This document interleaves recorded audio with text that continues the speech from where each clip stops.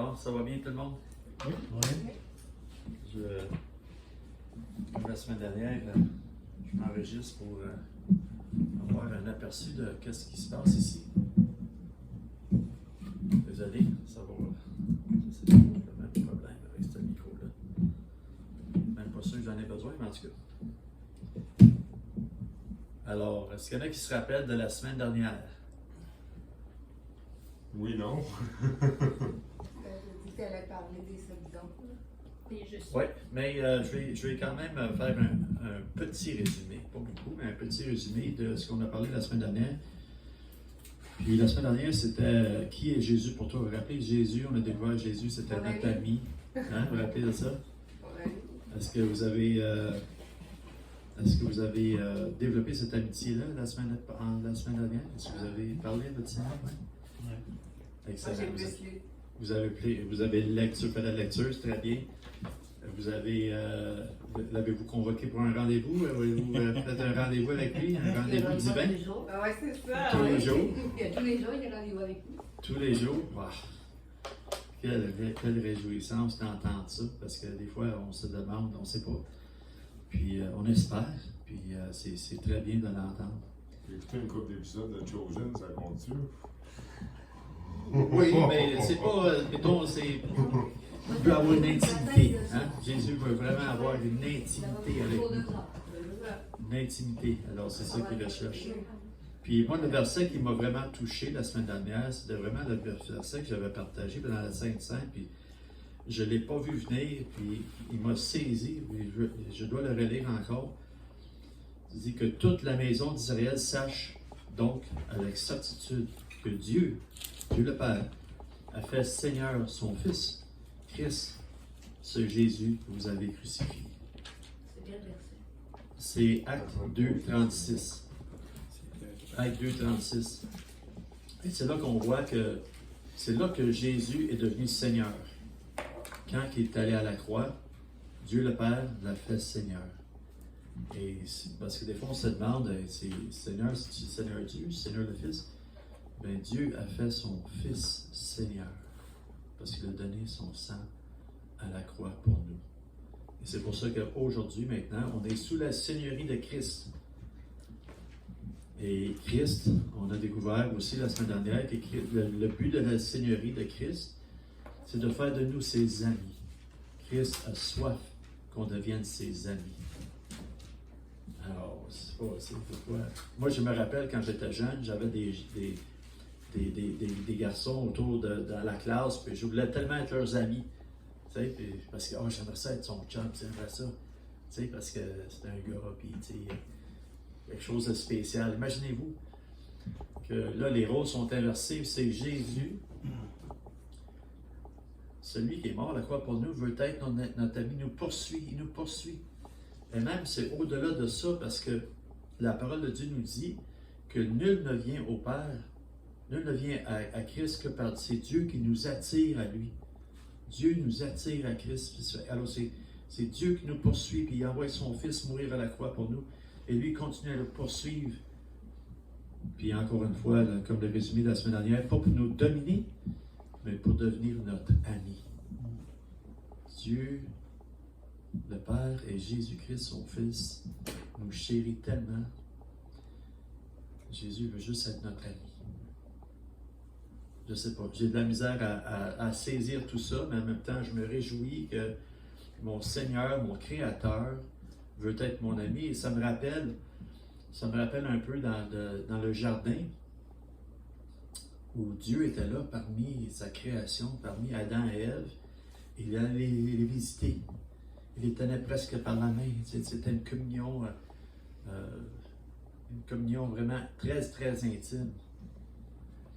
Mais malheureusement, le malin est venu, le chuchoter dans l'oreille de Ève, a mis le doute dans sa pensée et ça a brisé, il a volé l'intimité que l'homme avait avec Dieu. Et il faut faire attention, frères et sœurs, à ne pas rien nous laisser, que rien ne vienne voler cette intimité qu'on est en train de développer avec notre Seigneur. Soyons sur nos gardes. Alors, aujourd'hui, nous allons continuer un petit peu dans les je suis, parce que la semaine dernière, c'était je suis.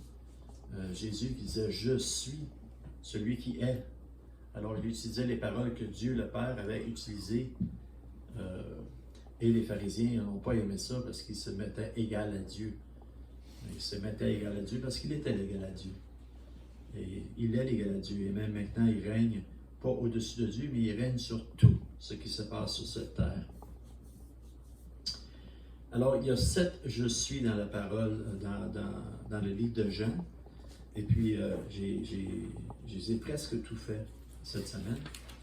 Et puis, je suis arrivé ce matin, puis il y a quelque chose qui cliquait pas. Vous savez, quand on apporte la parole de Dieu, on doit être quand même sensible à l'esprit pour savoir, on prie le Seigneur, Seigneur, qu'est-ce que je dois apporter? Il ne faut pas que ça vienne de nous, il faut que ça vienne de Christ.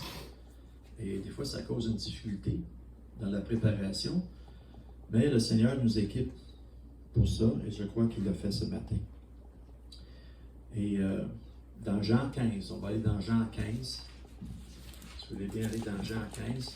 Et puis, sur la table, vous voyez, il y a des cartons. Si vous voulez prendre un carton, prendre des notes, prendre un verset, écrire un verset, puis après ça, si vous avez des questions, ça me fait plaisir de répondre aux questions après la réunion. Mais vous pouvez aussi lire ce verset-là, aller chercher le contexte de ce verset-là durant la semaine, puis voir qu'est-ce que vous pouvez en tirer, parce que la parole de Dieu est tellement riche. Plus qu'on la fouille, plus qu'on la décortique, plus qu'on découvre des trésors. Je vous invite à faire ça. C'est un bon exercice. Alors, dans Jean 15, au verset 1, on lit « Je suis le vrai cep, et mon Père est le vigneron. » Qu'est-ce que le cep de vigne? Vous savez ce que c'est le cep de vigne? Vous le voyez ici sur l'image. Le cep, en fait, c'est tout ce qui part de la racine, ce qu'on appelle le pied de la vigne, la racine, le tronc, et tout ça, ça c'est le cep. OK? Et alors, verset 1 dit « Je suis le cep et mon Père est le vigneron. » Au verset 2, « Tout serment qui est en moi et qui ne porte pas de fruit, il le retranche, et tout serment qui porte du fruit, il l'émonde, afin qu'il porte encore plus de fruits. » Et c'est ça l'image, on voit ici, là, on voit le cep, on voit le tronc. Alors ça, c'est Jésus. Et les petites branches, c'est les serments. Et les serments ne peuvent pas porter de fruits tout seuls. Hein? S'il n'y a pas de tronc, il n'y a pas de serment, il n'y a pas de fruits. Hein? Et puis, on voit ici que le monsieur est en train d'émonder la branche. Et je me rappelle avoir déjà vu ça, pas dans un vigneron, mais dans un arbre fruitier, où l'émondeur était venu, puis je me suis levé, j'ai regardé l'arbre, j'ai dit « Ah! Qu'est-ce qu'ils ont fait là? Ils vont le tuer. » Tu sais, puis j'étais comme choqué, hey, attends que le propriétaire voit ça, il ne sera pas de bonne humeur. Mais c'est ça qui est nécessaire. Hein? C'est nécessaire, on doit trimer ici et là. Et c'est pour ça, frères et sœurs, que quand on grandit dans le Seigneur, des fois, ça fait mal. Il y a des choses qui doivent tomber. Des choses qui doivent tomber pour qu'on porte du fruit. Hein? Vous voyez, avec le Seigneur ne fait jamais rien pour nous nuire, pour nous affaiblir, pour nous détruire. Toujours pour nous faire grandir. Et dans la vigne, l'image de la vigne, c'est un peu la même chose. C'est la même chose, en fait. Il y a des branches qui sont inutiles, qui nuisent aux autres. Et c'est ça, nous, le serment, il veut qu'on porte beaucoup de fruits, et pour ça, il faut qu'il nous émonde. Il dit ça n'a pas d'affaire là, clic, clic, clic, clic, ça, on enlève ça, clic. Oh, oh, oh. Non, c'est correct, ça va être correct. Il faut faire confiance au Seigneur là-dessus. Alors, comme j'ai répété le verset, tout serment qui est en moi et qui ne porte pas de fruit, il le retranche, et tout serment qui porte du fruit, il l'émonde, afin qu'il porte encore plus de fruits. Est-ce qu'on veut porter encore plus de fruits pour le Seigneur? Hein? Oui, hein? C'est pour ça qu'il faut se laisser faire. Un peu comme la parole parle que Dieu est le potier, hein? Et nous sommes l'argile. Et il nous manie. Tu sais, il faut se laisser manier, hein? Il faut se laisser travailler, laisser le faire. Laissez le faire. Vous allez voir, il travaille bien. Il travaille bien. C'est rough des fois, mais il travaille bien. Il faut juste lui faire confiance. Hein, la parole constamment répète, confiez-vous à l'Éternel. Faites-lui confiance. Et verset 3, déjà vous êtes purs à cause de la parole que je vous ai annoncée. Et il dit, demeurez en moi et je demeurerai en vous. Comme le sarment ne peut lui-même porter de fruits s'il ne demeure attaché au cep, ainsi vous ne le pouvez non plus si vous ne demeurez en moi. C'est une belle image parce que, en fait, souvent on veut faire quelque chose on veut faire des choses pour le Seigneur, on pense faire beaucoup de choses pour le Seigneur, on va faire un petit peu détaché du Seigneur. Il faut vraiment s'attacher au Seigneur, il faut vraiment être. C'est le Seigneur qui fait l'œuvre en nous. En fait, c'est pas nous qui faisons l'œuvre. Les serments, les branches, on veut les appeler les branches, j'ai de la misère avec le mot serment, mais c'est les petites branches qui portent du fruit. Ils ne peuvent rien faire d'eux autres mêmes sans le cep. C'est pour ça que Jésus utilise cette image-là. Sans moi, vous ne pouvez rien faire. On peut faire beaucoup de choses, mais pas au niveau spirituel, on ne peut rien faire.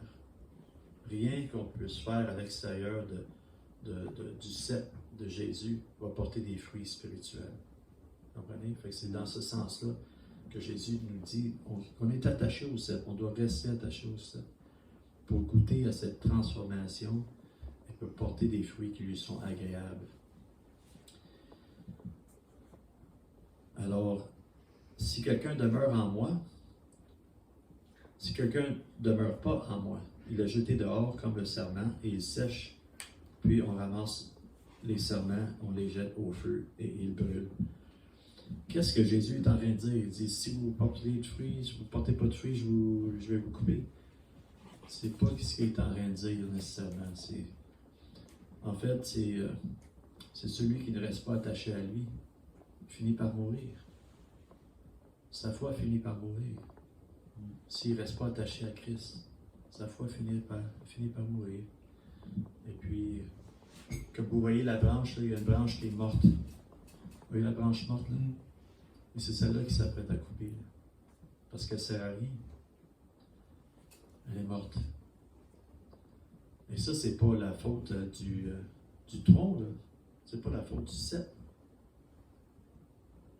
Dans ce cas-là, on ne peut pas blâmer la branche non plus, mais dans notre cœur, c'est sûr que si on s'attache à Christ, puis c'est sûr si on le visite une fois par semaine, pour un petit 10 minutes, ou 1 heure même, c'est pas assez pour porter du fruit.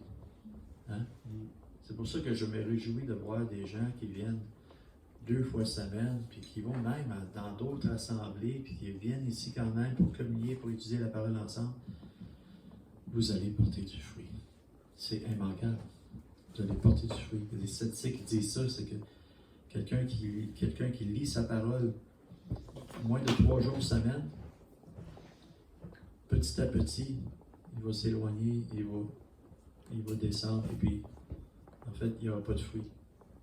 Mais quand on commence à lire la parole et à communier avec les frères et sœurs, plus de 3 jours semaine, là, on grandit. Avant ça, 3 jours et en bas, là, on stagne. On reste au même niveau, on ne grandit pas. Puis le Seigneur veut qu'on grandisse, il veut que notre foi grandisse, il veut qu'on porte de beaux fruits. Alors, mon cœur se réjouit de tout ça. C'est bien de se rappeler, moi aussi je me rappelle, puis j'essaie de passer de plus en plus de temps avec le Seigneur, et même de plus en plus dans la lecture et dans la méditation de sa parole.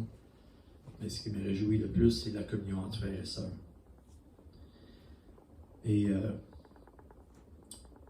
donc, au verset 7, si vous demeurez en moi et que mes paroles demeurent en vous, demandez ce que vous voudrez et cela vous sera accordé. Le Seigneur est toujours bon pour nous donner des petits bonbons, hein, la petite carotte. Si tu fais ça, tu vas avoir ça. OK. Mettez-le au défi. Mettez-le au défi. Si Jésus dit ça, c'est parce qu'il va y répondre. Maintenant, il faut faire attention, une mise en garde quand même. Il ne faut pas demander n'importe quoi et penser que le Seigneur va le donner. Hein. Parce que vous savez, un enfant peut demander beaucoup de choses à ses parents. Et ses parents ne le donneront pas nécessairement parce que ça, je ne suis pas sûr que tu es prête pour ça. Je ne suis pas sûr que ça va être bon pour toi. Alors, on a un bon père de cette façon-là qui va veiller à nous. Puis des fois, il va nous faire attendre. Des fois, il me répond tout de suite. Des fois, il va nous faire attendre, il va nous faire patienter. Des fois, il va dire je pense pas. Je pense pas que c'est une bonne idée. Et il nous connaît mieux que nous-mêmes. Alors, il faut lui faire confiance encore là-dessus. Et juste un petit, dans Jean 14, 13, c'est écrit « Et tout ce que vous demanderez en mon nom, je le ferai, afin que le Père soit glorifié dans le Fils. » Mais encore, dans la même pensée que je vous ai dit tout à l'heure, c'est que c'est des choses bonnes pour nous, bonnes pour lui, qui reflètent sa volonté. Ou ce qui reflète sa volonté aussi. Alors, demandez-lui pas n'importe quoi, vous pensez qu'il va répondre parce que vous avez donné. Il promet à répondre premièrement à des besoins spécifiques. Puis on voit ça avec ce qui est arrivé avec Patrick qui a partagé avec quelqu'un, puis il s'est retrouvé avec un Jeep. Et puis apparemment, ils avaient prié le Seigneur pour ça. Et puis, ils l'ont eu comme ça, la même semaine, parce que c'était bon pour eux. C'était quelque chose de bon pour eux. Et le Seigneur a répondu. Amen. Amen. Alors, après tout ça, si vous portez beaucoup de fruits, c'est ainsi que mon Père sera glorifié et que vous serez mes disciples.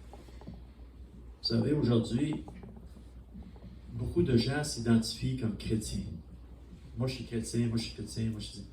Mais c'est pas un mot qu'on trouve dans la Bible. Dans la Bible, on trouve disciple. Il dit, vous serez mes disciples. Et là, Jésus nous donne un indice. Il dit, si vous portez beaucoup de fruits, c'est ainsi que mon Père sera glorifié et que vous serez mes disciples.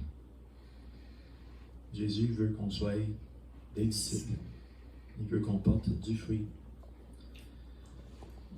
Et pourquoi est-ce qu'il veut ça? Pour notre bien. C'est toujours pour notre bien. C'est pas pour avoir des petits esclaves, faire son travail. C'est pour notre bien. Parce qu'il va avoir une communion avec nous, une communion éternelle.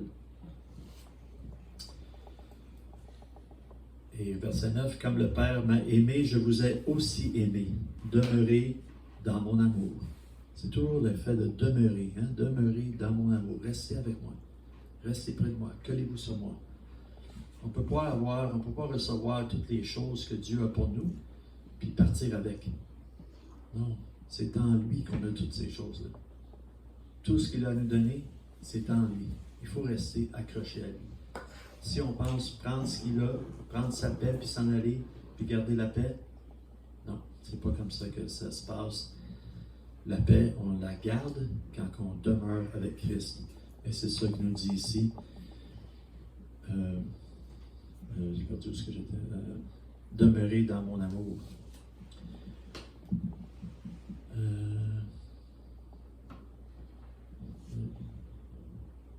J'étais à quel verset? 10? 9? 10? 9, ok. Si vous gardez mes commandements, vous demeurez dans mon amour, de même que j'ai gardé les commandements de mon Père et que je demeure dans son amour. Alors, Christ se donne un exemple ici. Hein? La parole dit souvent, soyez des imitateurs de Christ. Et Christ lui-même a été obéissant, puis il est demeuré dans l'amour de son Père, et il est arrivé jusqu'à la croix. Et Christ a dû prier pour ça. Jusqu'à la dernière minute, là, il priait pour être capable justement d'aller jusqu'à la croix. Alors, il demeurait dans l'amour de son Père pour porter ce fruit qui était indispensable à notre salut. Et je vous dis ces choses afin que ma joie soit en vous et que votre joie soit parfaite. Alors, vous voyez, comme je disais tout à l'heure, pourquoi tout ça? Pour que notre joie soit parfaite. Vous savez, l'homme, l'être humain, cherche constamment le bonheur, la joie. C'est normal, on veut la joie. On veut la joie. Tout le monde veut la joie. Alors on cherche un peu partout pour cette joie-là. Mais la joie, en fait, La joie complète, la joie parfaite, c'est en Christ qu'elle nous attend. Elle est là, c'est en Christ qu'elle nous attend. Il faut y aller. Des fois, ça te dit, ouais, c'est pas trop joyeux. C'est sûr, moi, au début de ma vie chrétienne, j'ai pensé que la vie chrétienne, ça serait plate. La vie chrétienne est loin d'être plate. Elle est loin d'être plate. Et elle nous comble. Elle nous comble. Verset 12, c'est ici mon commandement. Aimez-vous les uns les autres comme je vous ai aimés. Car il n'y a pas plus de grand amour que de donner sa vie pour ses amis. Qu'est-ce que Christ a dit? Qu'est-ce que Christ a fait? Il a donné sa vie pour ses amis, pour nous. Vous êtes mes amis si vous faites ce que je vous commande. Ça, c'est un peu plus raide, hein? Vous savez, un jour, je vais préparer une prêche sur toutes les si dans la Bible. Il y en a des si. Vous êtes mes amis si vous faites ce que je vous commande. Il faut réaliser, comme je le répète depuis le début, ce qu'il nous commande, c'est pour notre plus grand bien. C'est parce qu'il nous aime. C'est parce qu'il veut une relation intime avec nous. Il veut qu'on accède à un autre niveau. Hein? Passez à un autre niveau. Dépassez-vous. Il y avait une annonce à un moment donné qui disait ça, dépassez-vous. Christ nous amène à nous dépasser. On va atteindre des niveaux qu'on n'aurait jamais pu atteindre sans Christ. Puis dans le niveau de la joie aussi, on va arriver à avoir une joie parfaite qu'on n'aurait jamais pu atteindre. On peut poursuivre toutes sortes de choses, mais la joie parfaite, on l'attend en Christ. Alors pourquoi pas? Pourquoi ne pas justement suivre ses commandements? Être son ami. Et pourquoi encore? Je ne vous appelle plus serviteur, parce que le serviteur ne sait pas ce que fait son maître. Je vous ai appelé ami, parce que je vous ai fait connaître tout ce que j'ai appris de mon Père. Un grand ami, Jésus-Christ. Et dans le verset 16, c'est très important de saisir ça, c'est très... Parce que des fois, on dit, ouais, mais c'est parce que moi, non, il n'y a rien là-dedans. C'est toujours quand on dit pourquoi que je suis sauvé, pourquoi je suis ça, c'est jamais parce que moi. C'est jamais parce que moi, c'est parce que il. C'est parce que il. C'est parce que il. Rappelez-vous de ça. C'est jamais à propos de ce que vous avez fait, vous, pour vous rapprocher de Christ. Verset 16 nous dit, ce n'est pas vous qui m'avez choisi, mais moi, je vous ai choisi. Et je vous ai établi afin que vous alliez et que vous portiez du fruit, et que votre fruit demeure, et que ce que vous demanderez au Père en mon nom, il vous le donne. C'est quelque chose à réaliser. Vous savez, quand on est... nos parents ne nous ont pas choisis, hein? À moins que vous avez été adoptés, vous avez été choisis. Mais sinon, vos parents ne vous ont pas choisis. Mais Dieu, lui, nous a choisis. Il a choisi, il nous choisit en tant que disciples. Il nous a choisis déjà. Depuis la fondation du monde, il nous a choisis. Et alors, où est notre mérite? Tout ce qu'il nous demande maintenant, qu'il nous a choisis, c'est de marcher dans l'obéissance. De marcher dans ses commandements. Pour qu'il soit notre ami et qu'on porte beaucoup de fruits.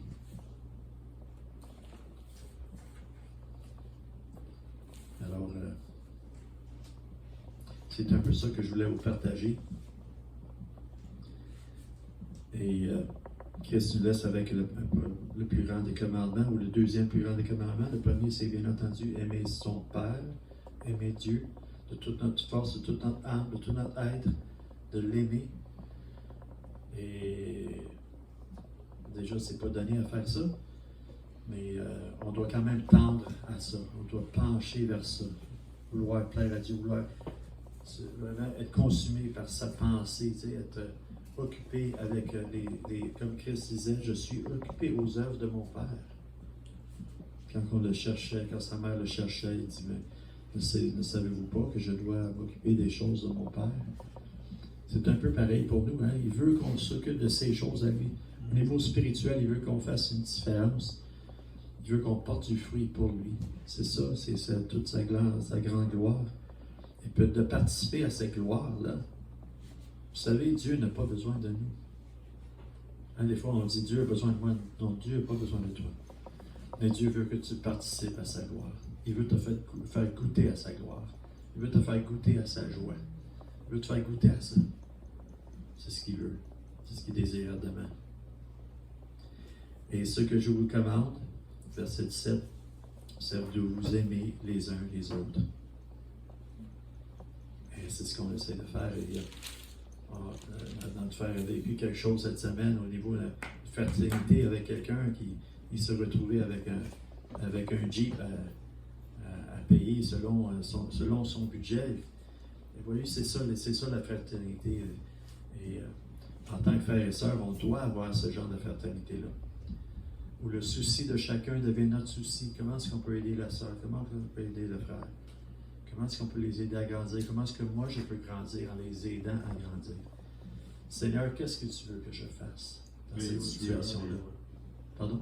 Et au suivant, des fois, du monde nous aide, on aide quelqu'un d'autre. Oui, absolument, c'est ça. Alors, spécialement dans le Corticus, vous savez, dans Galates 6:10, qui est probablement, moi, c'est mon verset. Je suis tombé en amour avec ce verset-là la première fois que je l'ai lu. Et il s'est dit que faites du bien à tous. Faites du bien à tous. Surtout aux frères et sœurs en la foi. Il ne faut pas les oublier, il ne faut pas les négliger. Il faut les mettre en priorité.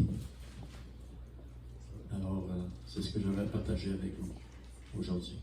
C'est quel Galate? Galates 6, verset 10.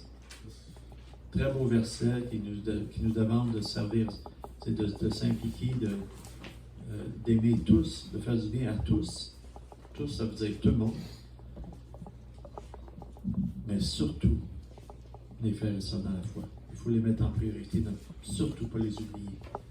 Alors, avoir le souci de ce qu'ils vivent, avoir de la compassion pour eux, comme le Seigneur a eu compassion pour nous et continue à l'avoir. Et c'est ce que j'avais à partager avec vous. Alors, je vous remercie. Je vous souhaite de découvrir Jésus encore plus, qu'il devienne votre ami, votre meilleur ami. Pas votre seul ami, votre meilleur ami, votre ami le plus cher. Moi, le meilleur. Oui, c'est ça. Amen. C'est le meilleur. Amen.